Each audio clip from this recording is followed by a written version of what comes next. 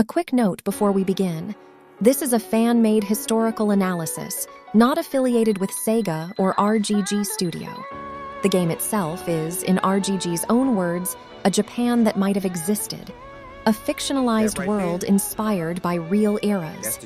This video walks through the real historical context that informs that fictional setting. All sources are public. On May 7th, RGG Studio unveiled the overview of their new title, Stranger Than Heaven, during the Xbox Presence broadcast. The 5 eras and cities have now been revealed. 1915 Kokura, 1929 Kuray, 1943 Osaka Minami, 1951 Atami, and 1965 Shinjuku. And we finally know the background of the protagonist, Makoto Daito. This video walks through who this young man was, why he crossed the Pacific to Japan, and what was actually happening in each of the 5 cities he passes through. There won't be any predictions about the story, just a careful look, based on the historical record, at what kind of times and what kind of places this man is going to live through. Who was Makoto? 1915, San Francisco. The story begins with a boy sneaking aboard a suspicious ship at midnight in a port town. His name is Makoto Daito. He's the son of an American father and a Japanese mother, a half-Japanese, half-American boy with black hair and blue eyes. His father was a trade merchant, a traveling businessman who had moved across the globe and finally settled with his family in his homeland, America. And then suddenly, his father died. What was left was a Japanese widow and her mixed-race son. The American West Coast at that moment was at the absolute peak of anti-Japanese sentiment. The San Francisco school segregation incident of 1906, the Gentlemen's Agreement of 1907, the California Alien Land Law of 1913. Hostility toward Japanese immigrants was getting fiercer year by year, and Makoto and his mother were living right in the middle of it. They were brutally persecuted as Asians. Worn down by the strain, the mother also died. Both parents gone, completely alone in the world, the boy chose to cross over to Japan, to his mother's homeland. Even if I don't belong in America, surely I'll have a place in Japan. That was Makoto's prayer. Not fluent in English, not fluent in Japanese either. Here's something worth paying attention to. Makoto is canonically not particularly good at English, and not particularly good at Japanese either. This is confirmed in the official setting. His father was American. He lived in America. And yet his English wasn't perfect. His mother was Japanese. His home was Japanese speaking. And yet his Japanese wasn't perfect either. Here's what was probably going on. His father, as a trade merchant, kept moving. Yokohama, Kobe, Shanghai, Hong Kong, Singapore, the port cities of East Asia, one after another.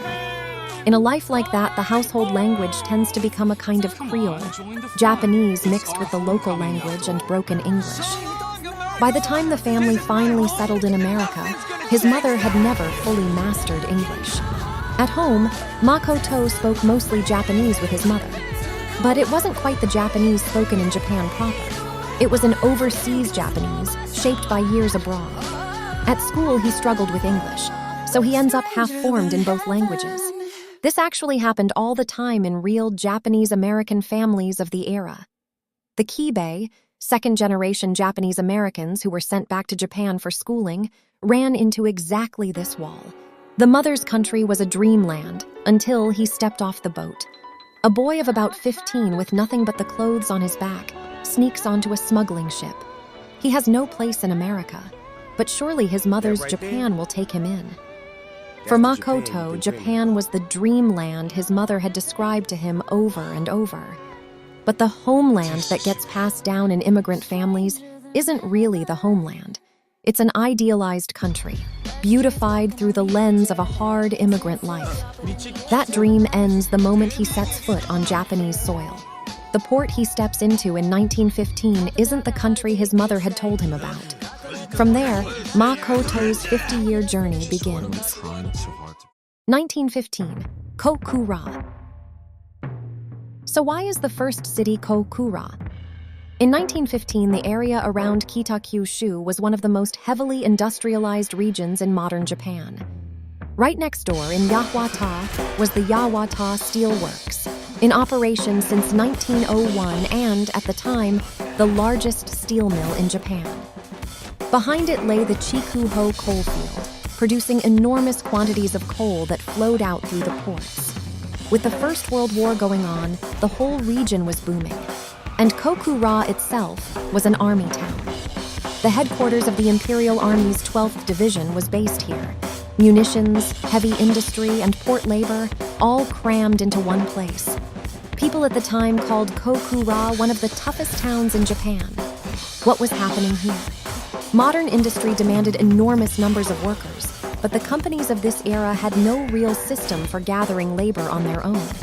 The gap was filled by what's called the Oyakata system, the labor boss system. A man called an Oyakata would take in seasonal farm workers, drifters, ex-convicts, and people from the historically discriminated communities. He housed them in barracks, skimmed a cut of their wages, and kept order through violence. He supplied dock workers, miners, and laborers to the steel mill and the port. Essentially a labor staffing operation, but a brutal one. The older underworld traditions were the Bakuto, the gambling house operators, and the Tekiya, the festival peddlers. To these two, the labor boss line was added in the late Meiji and early Taisho eras. And together, these three became the foundations of modern Japan's underworld. The novel Flowers and Dragons by Ashihei No, set in the port of Wakamatsu, captured exactly this world. That was the reality of North Kyushu at the time. And in 1919, there's a documented record of the Home Minister calling together the leading Bakuto bosses of Western Japan to ask for their cooperation in suppressing the labor movement. The official government openly using the unofficial underworld as a tool of public order. The year 1915 sits right on the eve of that arrangement. A town where origins are not questioned, the perfect place for a mixed-race orphan to come ashore by stowing away, but also a town where, once you step in, you can't survive without violence. 1929, Kuray. 14 years later, the story moves to Kuray in Hiroshima. When you say Kuray, you mean the Navy. The Kuray Naval District was opened in 1889. The Kuray Naval Arsenal was established in 1903, the largest naval factory in East Asia, the same arsenal that would later build the battleship Yamato. At its peak, it employed over 30,000 workers. But 1929 is actually when Kuray was shrinking. The Washington Naval Treaty of 1922 had capped Japan's naval power, and arsenal employment had been cut nearly in half from peak. The local economy was sagging. And then, in October 1929, the New York stock market crashed. The Great Depression had begun. By the following year, 1930, the Showa Depression hit Japan, and unemployment reached 2.37 million. What was happening here? The underworld of a naval port town had a very different structure from a steel town. Naval officers and arsenal workers, single men in large numbers. The center of consumption was licensed brothels, unlicensed prostitution districts, cafes, vaudeville halls, theaters, and gambling rooms. And all of this was run by local power brokers descended from the Bakuto and Teikiya lineages. In a military town like Kuray, naval personnel, army reservists, local underworld bosses, and right-wing nationalists mixed daily, in high-end restaurants and at shrine festivals. After the Great Rice Riots of 1918, in which workers at the Kuray Naval Arsenal had risen up on a massive scale and faced bayonets from a Navy landing force with confirmed deaths, the government identified the labor movement as the greatest threat to public order and mobilized the underworld bosses to crush it. 1929 in Kuray is the moment when this politicized Yakuza had become firmly embedded at the local level. And when the Showa Depression hit, jobless men poured into the underworld in huge numbers. The act of taking the Sakazuki Cup, of being formally sworn into a Yakuza family, took on greater weight as a real life-or-death choice for survival. 1943, Osaka Minami. 1943, the middle of the Pacific War. Minami, the area stretching from Ebisubashi through Dotonbori, Sennichimae, and Soemoncho, was the largest pleasure quarter in Western Japan. Movie theaters, stages, vaudeville halls, cafes, restaurants, geisha houses. From the late Meiji period through the pre-war years, this was the heart of Kansai entertainment culture. And according to the official information, the trade Makoto practices here in 1943 is that of an entertainment promoter. What the Japanese call a kogyoshi, the man who finds singers and musicians, builds song repertoires, organizes shows, puts them on stage. Or, put plainly, the man who pulls performers, audiences, and territory together to make the show happen. Why an entertainment promoter in Minami? Because it's the most natural fit. Japan's entertainment industry had always, from pre-war times, been directly continuous with the underworld. Booking a troupe, putting on a show, standing between performers and audience, controlling the green room, the only people who could do this work were local power brokers, almost always descended from the Bakuto or Tekiya lineages. The entertainment promoter was, by definition, a man who stood on the border between the legitimate world and the underworld. What was happening here? But 1943 was when that very entertainment world was gripped tightly by the state. The web of wartime controls had been thickening year by year. The 1938 National Mobilization Law, the 1939 Price Control Ordinance, the rationing system that began rolling out in 1940. Rice, sugar, clothing, fuel, almost every necessity of daily life was put under state control. Free trade became illegal, and in the cultural and entertainment sphere, after the 1939 film law and the establishment of the Cabinet Information Bureau in 1940, control bodies like the Greater Japan Entertainment Association were organized, and promoters were absorbed into them. Who performed, when, where, what, every decision required state permission. Performers were reorganized into mobile theatrical units and sent out to factories and the front lines as morale entertainment teams. Jazz was designated enemy music and band. Saxophones and trumpets became enemy instruments. English lyrics were forbidden. Young men were drafted or conscripted into factory work. They vanished from the streets. By 1943, Minami's lights were nearly out. But the harder the surface is squeezed, the more the underside swells.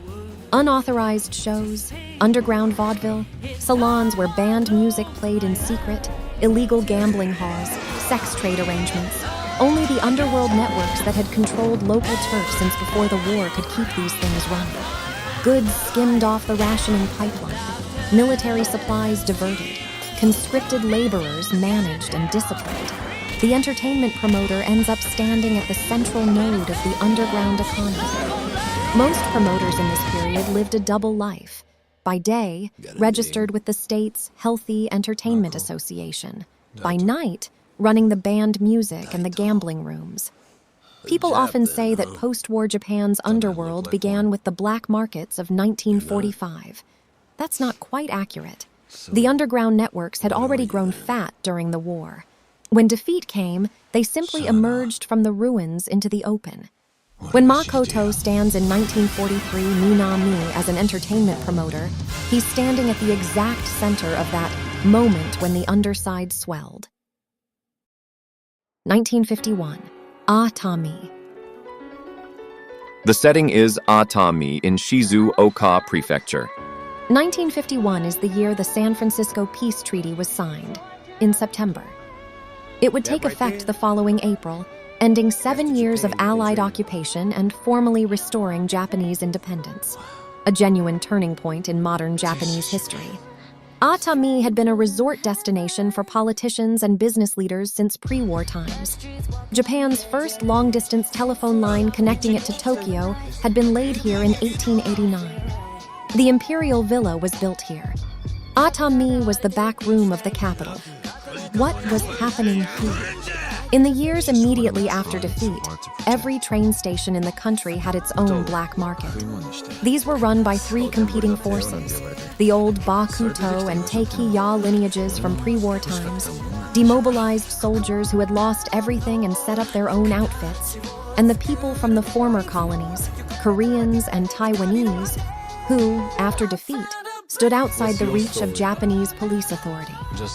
These three groups fought running battles over rationing kickbacks and occupation army surplus. But by 1951, that black market era was ending. Under tightening GHQ regulations, the street stalls were being cleared away. The organizations were shifting their center of gravity to fixed storefronts, to entertainment, to port labor, to construction, to finance. Local groups began merging into broader regional alliances. This is where Atami's significance comes in. Atami was the place where post-war political and business leaders met post-war underworld figures, again and again, in the private rooms of hot spring inns. In August 1950, the Atami International Tourist and Hot Springs Cultural City Construction Law had been enacted, and the resort town's recovery was being boosted at the national level. Restaurants, geisha, entertainment, construction, finance, all of these formed a single ecosystem. Politicians, businessmen, entertainment promoters, and gang bosses drank from the same cups at the same banquet tables. Many of the famous closed-door negotiations of post-war conservative politics are said to have taken place in Atami. The reorganization of the underworld and the reorganization of post-war power overlapped perfectly in a single town. That's 1951 Atami. 1965 Shinjuku. The final setting. Tokyo, 1965. The Tokyo Olympics had ended the year before. Japan was in the middle of its high economic growth era. Kabukicho was actually a relatively new district. The name only officially became Kabukicho in April 1948 as part of the post-war reconstruction plan. The original vision had been a wholesome entertainment district anchored by a kabuki theater. But after the Shinjuku Koma Theater opened in December 1956, the area peaked as a movie district. And through the 1960s, it filled up with cabarets, bars, jazz cafes, and what were then called Turkish baths, a Japanese euphemism of the era for sex bathhouses, a designation eventually changed to soaplands in 1984 after diplomatic protests from Turkey. What was happening here? In Tokyo's 1965 underworld, three currents were colliding. First, the traditional Teikiya mainstream, the old lineage that had controlled festivals and entertainment in the Kanto region for generations. Second, the Bakuto line, the gambling-bred lineage that had grown out of post-war street gangs and gambling halls and was now expanding into nightlife protection rackets and lending. Third, the Kansai-based Broad Alliance, the syndicate that had grown out of post-war Kobe's port labor supply business, moved into entertainment in the 1950s and was now pushing east toward Tokyo in the 1960s, aiming for nationwide dominance. To resist that eastward push, the Kanto bosses formed a broad defensive alliance. The events of 1963 through 1965 were exactly this struggle. And at the same time, the police were changing.